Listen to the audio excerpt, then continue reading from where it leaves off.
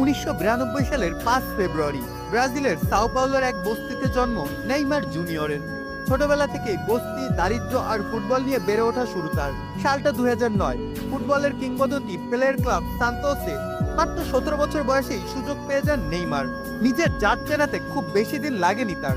2010 সালেই নেইমারের নৈপুণ্যে Santos Brazilian league cup জিতে যায়। লিগে নেইমার 19 ম্যাচে 14 গোল করেন। নেইমার অর্জন করেন সেরা খেলোয়াড়ের পুরস্কারও। 2011 সালে মাত্র 19 বছর বয়সে সান্তোসকে 48 বছর পর জেতান লাতিন আমেরিকার ক্লাব ফুটবলের সেরা টুর্নামেন্ট কোপা লিবারোদোরেস।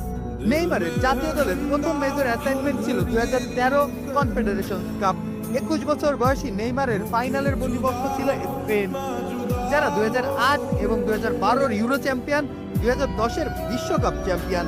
লেবুর সুঘ্রাণ আরো বেশি, ত্বকের যত্ন আরো বেশি, চলে আরো বেশি। আপনার পকেটে কি বিদেশি না বাংলাদেশি?